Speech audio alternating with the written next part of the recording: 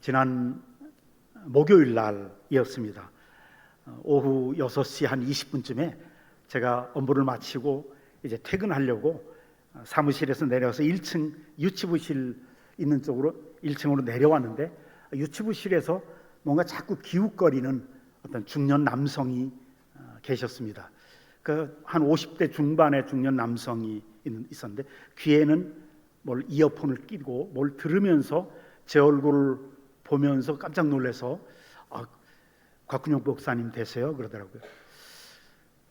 저에게 이름을 불러서 물어보는 건 분명히 우리 교인이 아니고 또 처음 보는 분이었고, 그래서 예, 저를 어떻게 아세요? 그랬더니 자기 주머니에서 지금 듣고 있는 걸 핸드폰으로 보여줘요. 제 설교하는 모습, 설교를 듣고 있었더라고요. 그런데 그 얘기하는 것에서 술 냄새가 확 풍겨요. 그리고 어떻게 오셨습니까? 그랬더니 기도하는 것을 찾고 있대요.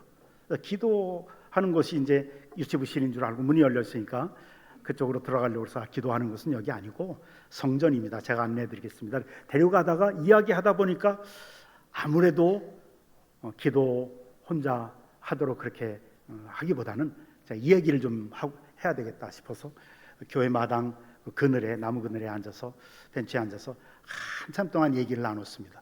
한 20분 정도를 쭉 얘기를 듣고 보니까 이분의 인생이 너무 기구하더라고요. 그런데 이제 이분이 그래요. 목사님은 콩고에서 오랫동안 사역하셨죠. 저는 태국에 있었습니다. 태국에서 사업을 하다가 완전히 안 된 모양이에요. 그래서 이제 와서 그 사업도 안 되고 돈도 못 벌고 가족들 간에 갈등도 있고 너무 힘들어서 자기가 술을 한 잔 마셔보느라고 용서하십시오. 그래서 얘기를 쭉 들어보는데 이분 가슴 속에 있는 절망이 너무 커요. 낙심하고 절망 상태에 있는데 이분은 이대로 보내면 안 되겠다 싶어서 제가 예수 그리스도를 소개해드리고 예수 그리스도 복음을 소개하고 그 다음에 그 자리에서 지금 선생님 저를 따라서 기도해 하십시다. 그리고 이제 예수 그리스도를 영접하는 기도를 드렸어요. 그리고 난 다음에 제가 손을 얹어서 축복 기도를 해드리고 그 다음에 이제 교회 나오도록 그렇게 권면했었습니다. 이 50대 중반의 남성, 이분 속에 있는 깊은 절망감, 가만히 놔두면 꼭 자살할지도 모르겠다는 그런 위기감을 많이 느꼈습니다. 그래서 이제 여러 가지로 권면을 해드렸는데, 오늘 우리가 설교하는 주제, 한국교회 강단에서는 쉽게 꺼내기 힘든 그런 주제입니다. 우리 삶의 한복판에서 반드시 성경적인 해답을 찾아야 되고 또 하나님의 위로를 받아야 될 그런 아주 무겁고 아픈 주제를 나누려고 합니다. 영적 고수들이라고 하는 시리즈로 두 번째입니다. 우리 주위에 자살하는 사람들에 관한, 자살, 또 특별히 크리스찬이 자살하는 것에 관해서 하여튼 절망과 우울증에 빠진 사람들의 모습, 제가 이 설교를 준비하기 위해서 성경 공부도 많이 했지만 또 신학적인 연구도 많이 했습니다. 새롭게 했는데요. 그중에 유엔 통계를 한번 살펴봤습니다. OECD 국가 중에 소위 선진국이라고 하는 OECD 국가 중에 자살률이 제일 높은 나라가 대한민국으로 나오더라고요. 사우스 코리아로 나오는데 그 통계에 의하면 우리나라에서는 하루에 40명 이상이 40.6명이라고 나오는데 40명 이상이 자살로 생을 마감한다는 거예요. 그러면 자살을 성공했을 때 죽는 거지 얼마나 많은 사람들이 자살을 시도하다가 실패하는 사람들도 있겠어요. 그러니까 하루에 자살을 시도하는 정말 많은 사람들이 있어요. 또 통계를 계속 찾아보니까 우리나라 국립정신건강센터의 통계에 의하면 그 자살의 원인 중에 80%가 우울증이라고 해요. 우울증에 걸려서 자살 충동을 이길 수가 없는 거예요. 별의별 수단을 다 썼는데 견딜 수가 없어서 자살하는 사람들이 80%, 그 다음에 나머지 10% 정도가 조현병. 조현병이 뭔지는 제가 잘 몰라요. 하여튼 우울증 때문에 거의 대부분의 사람들이 우울증으로 인해서 심한 절망감을 이길 수 없어서 자살한다. 이 땅을 살아가는 수많은 사람들, 그 영혼들이 보이지 않는 우울증이라고 하는, 그리고 극한 절망 속에서 소리 없는 눈물을 흘리며 살아가고 있다는 것을 발견하게 됐습니다. 교회는 이 고통에 대해서 더 이상 침묵해서는 안 되겠다. 그리고 여태까지 해왔던 것처럼 너무도 쉽게 섣불리 정죄해서는 안 되겠다는 것이 저의 생각입니다. 교회는 그렇게 깨어진 인생들의 가장 안전한 피난처가 되어야 한다는 생각입니다. 근데 성경은 인간이 느끼는 극한 절망과 또 죄가 가지고 오는 비극적인 결과들을 결코 감추거나 미화시키지 않습니다. 여러분, 우리 알잖아요. 위대한 왕으로 택함받고 부름받았지만 하나님께 불순종하고 악령에 시달렸던 사울 왕의 마지막 순간, 그는 블레셋과의 전투에서 중상을 입습니다. 그리고 자기가 포로가 되어서 하나님을 모르는, 할례받지 아니한 사람들, 하나님을 모르는 적들에게 능욕당하는 것이 가장 큰 수치라고 생각해서 비참한 선택을 하죠. 그래서 사무엘상 31장 4절에 이에 사울이 자기의 칼을 뽑아 그 위에 엎드러짐에 자살해서 죽습니다. 다윗과 함께 정치 동반자였던 아히도벨이라고 하는 사람이 있었습니다. 아히도벨은 아주 뛰어난 지혜자였고 지략가였고 정치 동료였습니다.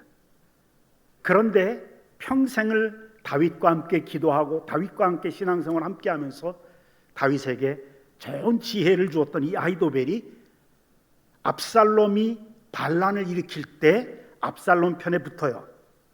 그리고 압살롬에게 좋은 지략을 주다가 압살롬이 한번 자기의 뜻을, 아히도벨의 그 지혜를 안 받아들이니까 거기에 실망하고 좌절하자 짐을 짜서 고향으로 돌아갑니다. 사무엘하 17장 23절은 그 사건을 이렇게 말해요. 아히도벨이 자기 계략이 시행되지 못함을 보고 나귀에 안장을 지우고 일어나 고향으로 돌아가서 자기 집을 정리한 후에 스스로 목매어 죽음에, 그래요, 자살해서 죽죠. 북왕국 이스라엘에 시므리라고 하는 왕이 있었습니다. 비록 7일 동안의 왕좌에 있었지만 시므리 왕이 반역이 일어나니까 왕궁 속에 들어가서 자기 방에 들어가서 스스로 불을 지르고 죽음을 맞이해서 자살해 죽죠. 열왕기상 16장 18절에 시므리가 왕궁의 요새에 들어가서 그 위에 불을 놓고 죽으니, 그래요. 우리가 잘 아는 가롯 유다, 예수님을 은 30에 팔아넘긴 유다 역시 죄책감의 무게를 이기지 못해요. 자신이 예수님을 팔아넘겼다는 그 죄책감이 너무 고통스러워서 컴컴한 어둠 속으로 걸어 들어갑니다. 마태복음 27장 5절은 유다가 은을 성소에 던져놓고 물러가서 스스로 목매달아 죽으니라. 성경은 자살하는 사람들의 죽음의 모습을 가감없이 하나님이 성경에 기록하셨다는 겁니다. 왜 이렇게 믿음의 영웅들도 자살하는 모습을 그냥 그대로 기록을 해놓는 것을 조금 이따 이제 보겠지만, 왜 자살하는 모습을 그대로 보여주셨을까? 인간이 스스로 자기 인생의 주인이 되었기 때문에 살아가는 동안에 사람들 속에서 당하는 치명적인 배신, 극에 달한 좌절, 절망에 직면할 때 그 끝이 얼마나 허무하고 파멸적인가 하는 것을 보여주기 위한 것입니다. 인간의 주인은 하나님이신데, 우리 인생의 주인 되신 하나님, 그래서 우리가 주님이라고 부르죠. 주인님이라고 부르는 그 예수 그리스도. 그런데 자신이 자신의 인생의 주인이 돼서 살아갈 때 부딪히는 좌절과 낙심과 절망을 이길 수가 없는, 여러분, 우리 생명은 철저하게 창조주 하나님의 주권 아래에 있습니다. 시편 139편 13절 이하에 보면 아주 구구절절히 생생하게 묘사하죠. 주께서 나의 내장을 지으시며, 여러분들의 위장, 심장, 콩팥 전부 다 하나님이 지으셨다고 일일이 다 기록을 해요. 나의 모태에서 나를 만드셨나이다. 내 형질이, 내 체질이 이루어지기 전에 주의 눈이 보셨으며 나를 위하여 정한 날이 하루도 되기 전에 주의 책에 다 기록하였나이다. 철저하게 머리끝부터 발끝까지 육체와 마음과 정신과 영혼까지 다 하나님이 만드셨다. 그래서 생명은 하나님이 주신 최고의 거룩한 선물이라고 성경은 그렇게 분명하게 말씀하십니다. 그래서 생명의 시작, 언제 태어나고 끝, 언제 죽는지는 오직 하나님께 달려있다라고 성경은 힘줘서 강조합니다. 뿐만 아니라 십계명에 보면, 출애굽기 20장 13절에 보면 살인하지 말라 그래요. 이 십계명의 엄중한 율법은 다른 사람의 생명뿐만 아니라 하나님의 형상으로 지음받은 자기 자신의 생명까지도 동일하게 적용됩니다. 자기 자신의 그 거룩한 생명도 자기 스스로 끊으면 살인이 되는 거예요. 그러면서 고린도전서 6장 19절 이하에 보면 더 한 걸음 더 나갑니다. 너희 몸은 너희가 하나님께로부터 받은 바 너희 가운데 계신 성령의 전인 줄을 알지 못하느냐. 너희 몸은 형질을 하나님이 만드시고 내장을 만드시고 모든 걸 만드셨지만 한 번 더 나가서 너희 몸이 성령의 전이다. 너희는 너희 자신의 것이 아니라 값으로 사신, 예수 그리스도의 피값으로 사신 너희 몸, 주님의 성령의 전이다. 그러니 너희 몸으로 하나님께 영광 돌리라. 우리 그리스도인들은 신앙으로 산다, 신앙의 열심이다, 뜨거운 믿음을 가지고 산다 그러면 항상 영적으로만 생각해요. 주님은 아니라고 그래요. 우리 그리스도인들의 삶은 영적인 삶일 뿐만 아니라 육체와 정신과 영혼 전부 다 하나님의 것이에요. 하나님이 주셨고 하나님이 만드셨고 우리의 성격, 기질, 체질, 우리의 성품까지 하나님이 빚어가신 거예요. 우리 몸으로 그래서 영광을 돌리라 그래요. 너희 몸으로. 우리는 우리 인생을 그냥 영적으로만 하나님께 영광 돌리면 되는 줄로 잘못 생각하는 경향이 있어요. 아니에요. 하나님은 너희 몸으로. 우리 몸은 우리 것이 아니에요. 예수 그리스도께서 십자가의 보혈을 흘려서 피값으로 사시는 거룩한 성전입니다. 그래서 스스로 우리 몸을 훼손시키고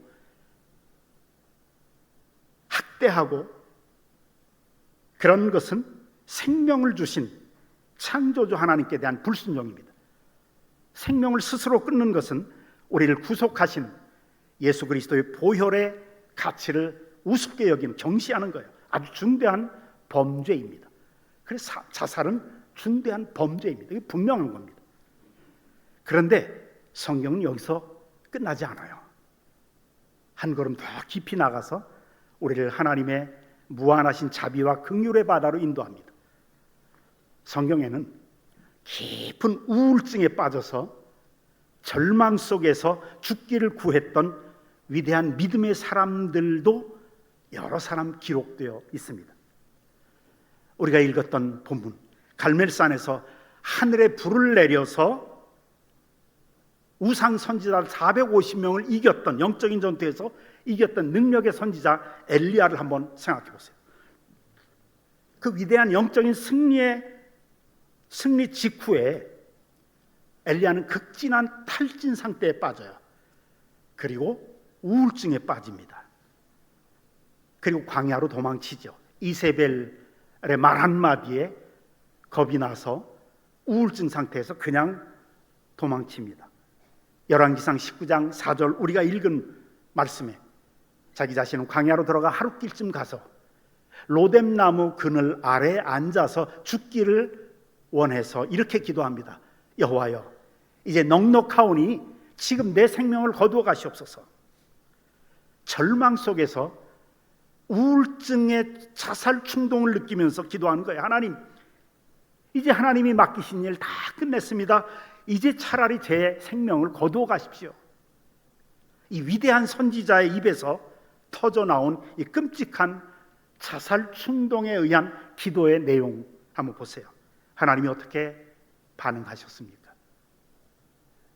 많은 그리스도인들이 하듯이 그렇게 말씀하지 않으셨습니다. 네 믿음 그것밖에 안 되냐? 너 기도가 부족하다. 너 금식 좀 해야 되겠다. 너 성경 말씀 좀 깊이 묵상하고 읽어라. 이런 말씀 한마디도 안 하셨어요. 믿음 내 문제로 얘기하신 게 아니에요. 정죄하거나 성경 구절 몇 구절 인용하면서 가르치려고도 하지 않으셨어요. 우리 많은 그리스도인들이 빠지는 이 실수처럼 막 정답을 막 얘기하려고 하지 않으셨어요.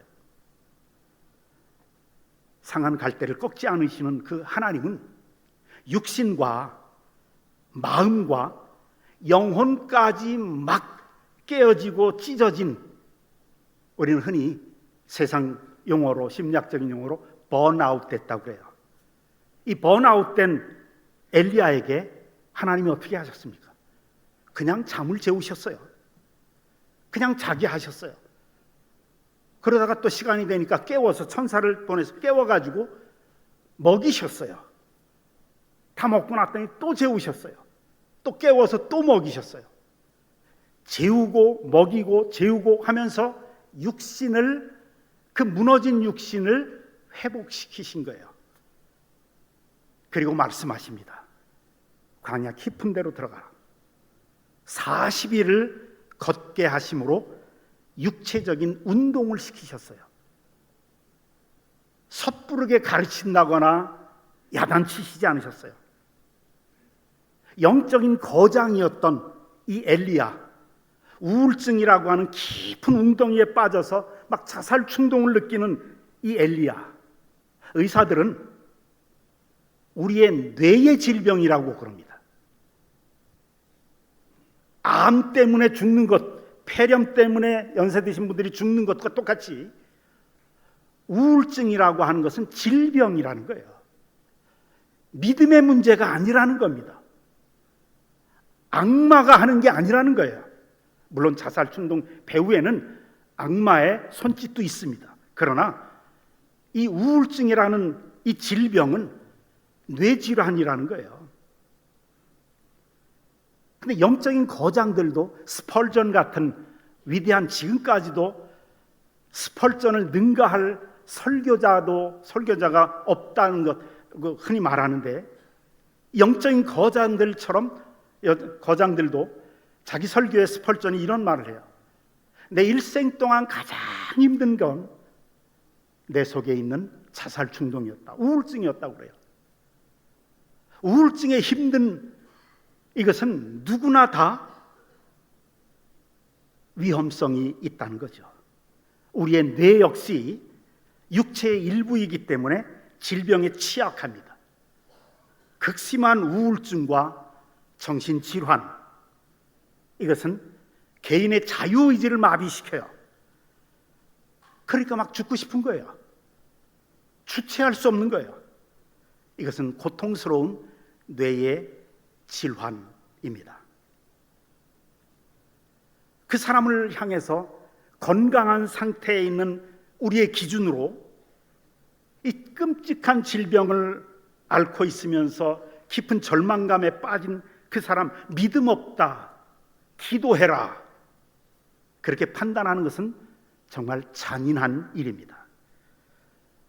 우리가 해야 될 일은 정죄하거나 성경 기절 몇 구절 인용하는 얄팍한 가르침이 아니라 그들의 무너진 마음, 무너진 육체, 무너진 영혼, 그들을 위해서 실질적인 의학적인 도움을 받도록 안내하는 것이고, 전문 상담가의 도움을 받도록 이끌어줘야 합니다.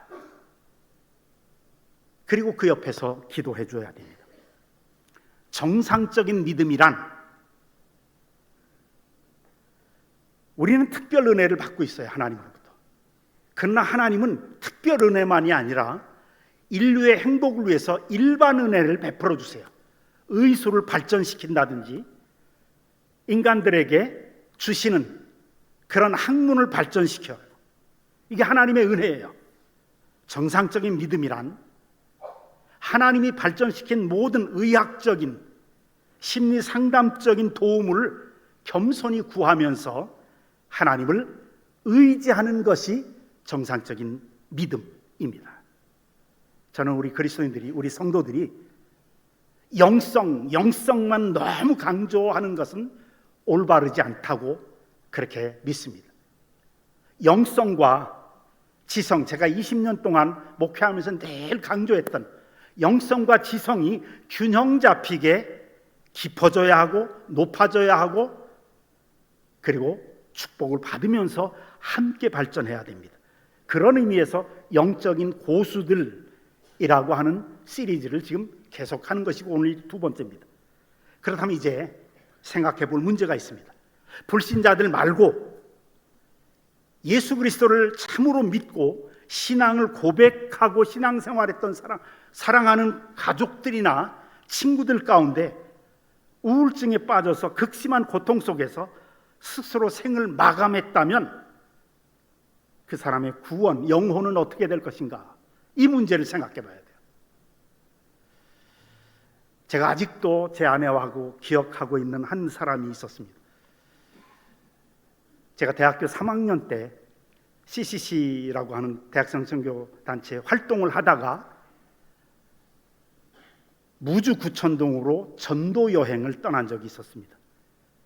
그때 같이 전도했던 대학생들이 9명이었습니다. 여러 대학에서 왔던 사람 중에 이제 제 아내도 있었고 저도 있었고, 그리고 서울대생들도 몇 명 있었습니다. 근데 서울대생 중에 김완중이라고 하는 학생이 있었습니다.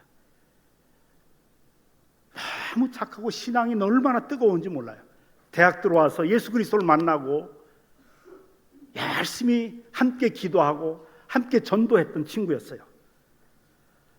근데 이 친구는 예수 그리스도를 서울대학까지 들어갔는데 예수 그리스도를 믿는다는 것 때문에 부모님과의 갈등이 너무 심했어요. 부모님으로부터 핍박을 많이 받았는데 그 이야기를 하더라고요. 저는 여상이 여겼어요. 근데 전도 생활이 끝나고 그 다음에 이제 개학이 돼서 학교로 다 돌아갔어요. 몇 달 후에 그 친구가 죽었다는 연락을 받았어요. 자살했다는 거예요. 제가 전도하면서, 함께 전도하면서 참 저 친구는 제가 닮고 싶다, 저렇게 기도하는 모습, 순수하게 주님만 사랑하는 저 모습 닮고 싶은데 자살했다는 거예요. 얼마나 처음엔 자책감이 들었는지 몰라요.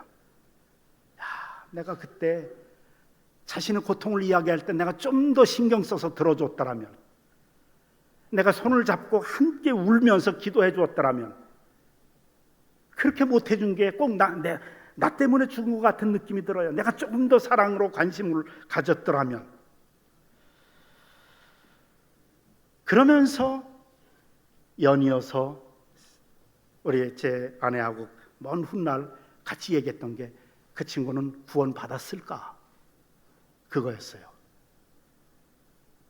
크리스찬, 정말 진실되게 구원받고 거듭났던 크리스찬이 자살했다. 우리 한국교회 일부 성도들이 잘못된 자살관이 있어요. 그것은 가톨릭에서 온 겁니다. 분명하게 신학적인 역사를 보면 제가 이걸 찾아보기 위해서 열심히 공부를 했어요. 가톨릭에서는 뭐라고 가르치냐면 자살하면 영원한 형벌 받는다, 지옥에 들어간다고 그래요. 지금은 조금 달라졌어요. 그러나 똑같아요. 핵심은 가톨릭의 교리예요. 자살하면 지옥 간다. 근데 언제부턴가 이런 생각이, 잘못된 가르침이 한국교회 성도들에게 조금씩 들어갔어요. 그래서 그게 진짜인 줄 알아요. 근데 여러분, 1592년에 칼빈과 루터가 종교개혁을 일으켜서 가톨릭을 뒤집을 때, 그때 가장 커다랗게 반대한 것 중에 하나가 5대 강령이 있었는데 그것이 성도의 견인이에요. 이거를 깨트린 거예요. 자살하면 구원 받지 못하고 지옥 간다, 이게 아니다라는 거예요. 가톨릭의 가르침 정면으로 틀렸다고 반박한 게 그것이 성도의 견인입니다. 한번 따라하십시다. 성도의 견인. 예수 그리스도를 참으로 믿고 거듭난 하나님의 백성이라면 하나님은 반드시 그 구원을 책임져 주신다는 거예요. 에베소 2장 8절 9절에 너희는 그 은혜에 인하여 믿음으로 말미암아 구원을 얻었나니 이것은 너희에게서 나는 것이 아니다. 하나님의 선물이다. 행위에서 난 것이 아니니 이는 누구든지 자랑하지 못한 것. 너희가 완전한 행위를 했기 때문에, 경건하게 살았기 때문에 구원받은 게 아니다. 너희가 말씀을 잘 지키고 순종했기 때문에 구원을 얻어낸 것이 아니다. 하나님의 순전한 선물이다. 은혜다. 하나님의 은혜로 주신 선물을 너희가 좀 잘못했다고, 죄를 지었다고 선물을 뺏는 분이 아니다라는 거예요. 구원은 우리가 저지른 죄악 때문에, 예수 믿고 난 다음에도 죄를 얼마나 많이 짓습니까? 그런 죄악의 행위로라도 결코 잃어버릴 수 없는 게 구원이라는 거죠. 로마서 8장 38절 39절에 오늘 읽은 말씀 잘 보세요. 내가 확신하노니 사망이나 생명이나 천사들이나 권세자들이나 현재일이나 장래일이나 능력이나 높음이나 깊음이나 다른 어떤 피조물이라도 어떤 것도 예외가 없어요. 예수 그리스도의 십자가로 구원받은 성도들의 구원은 하나님이 끝까지 책임지신다는, 이것이 바로 우리 개신교, 장로교, 감리교 모든 교단들의 공통적인 신학이고 여태까지 내려오던 전통이에요. 근데 언제부턴가 가톨릭의 잘못된 교리가 들어가서 구원을 잃어버린다, 이런 식으로 가르쳐요. 이건 불신자들의 얘기가 아니고 예수 그리스도를 믿어서 구원받은 하나님의 백성들의 이야기입니다. 이게 복음의 영광인데, 우리의 구원이 안전한 이유, 여러분들 한번 생각해 보세요. 이 비유가 정확할 것 같습니다. 벼랑 끝에서 매달려 있어요. 막 떨어질 것 같아요. 하나님 손을 붙잡았어요. 하나님도 내 손을 붙잡고 계십니다. 근데 바등바등거리다가 그 우울증, 자살 충동에서 자유의지가 마비돼서 손을 놔버렸어요. 자살해버렸어요. 그럼 지옥 갑니까? 떨어집니까? 아니에요. 안 떨어져요. 왜? 하나님이 나를 붙잡고 계시니까. 나는 언제든지 내 믿음이 약해질 수도 있고 포기할 수도 있고, 나는 힘이 없어서 믿음에 힘이 없어서 그냥 놔버릴 수도 있지만, 한 번 하나님이 내 손을 붙잡으신 그 하나님은 결코 내 손을 놓지 않으신다는 거예요. 영원히 멸망하지 아니할 것이요. 요한복음 10장 28절 29절에 그렇게 말씀하시잖아요. 성경은 상상조차 할 수 없는 이 절망과 뇌질환인 우울증, 고통 속에서 벌어지는 마지막에 한순간의 실수인 자살, 죄인 자살, 평생에 걸쳐서 주님을 믿었고 주님 사랑했고 했던 이 십자가의 대속의 은혜를 결단코 무효화시킬 수가 없다는 것이 성경의 가르침입니다. 성경은요, 적들에게 복수하기 위해서 스스로 기둥을 무너뜨려서 자살해서 죽은 삼손을 히브리서 11장에 자랑스러운 믿음의 영웅이라고 기록하고 있습니다. 하나님은 심판자가 아니라 깨어지고 상한 자녀들을 향해서 눈물 흘리며 달려오시는 자비로운 아버지이십니다. 절망적인 마지막 순간에 자살이라는 단편적인 행위보다는 평생 주님을 향해서 걸어왔던 믿음의 삶, 그 중심을 하나님이 보십니다. 그러므로 사랑하는 우리 친구들이나 가족들 가운데 그 사람들이 정말 주님을 영접하고 구원받은 하나님의 백성이라면 천국이냐 지옥이냐 이 구원의 문제는 십자가에서 예수 그리스도께서 다 이루신 완전한 보혈의 공로에 의해서 이미 영원히 결정된 것이라는 사실을 믿으시기를 주님의 이름으로 축원합니다. 그리고 제가 느꼈었던 그 친구 서울대생의 자살을 보고 느꼈었던 그 마음, 그때 내가 조금 더 좀 따뜻하게 품어줬더라면, 내가 좀 더 기도해 주었더라면, 내가 좀 더 들어주었더라면 하는 이 죄책감, 아마 사랑하는 사람들, 가족들 가운데 그런 사람들이 있었더라면 가족들은 다 죄책감을 느낄 겁니다. 그러나 그 참담한 죄책감의 사슬을 끊어내십시오. 자살은 복합적인 내면적 고통과 절망과 그리고 우울증이라고 하는 뇌질환의 결과이지 결코 가족들, 사랑하는 사람들의 책임이 아닙니다. 교회는 성도들은 섣부른 위로의 말을 아끼고 그런 사람이 있다면 그 고통에 공감해서 함께 눈물을 흘려주면 그것이 가장 좋은 방법입니다.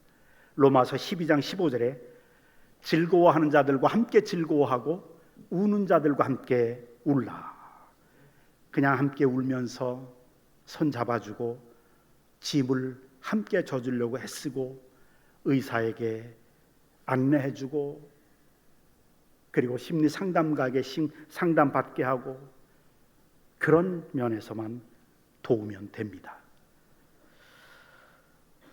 지금 이 순간에도 혹시 숨 쉬는 것조차도 버거워서 절망의 터널 한가운데서 홀로 눈물 흘리며 고통받는 성도들이 계신다면 엘리야 선지처럼 번아웃돼서 하나님 이제 죽고 싶습니다, 이제 조카오니 내 생명을 거두어소서 라고 기도하시는 분이 계신다면 다니엘의 세 친구를 기억하십시오.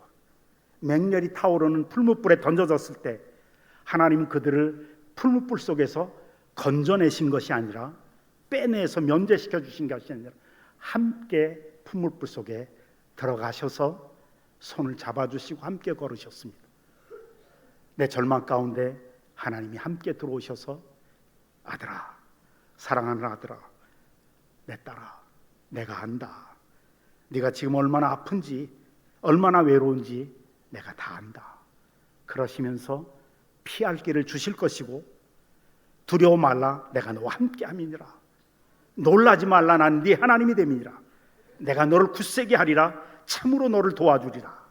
참으로 나의 의로운 오른손으로 너를 붙들리라 하시면서 붙잡아 주시고 보호하시고 이끌어 내 주실 것입니다. 이런 은혜를 굳게 잡으시기를 주님의 이름으로 축원합니다. 아버지 하나님,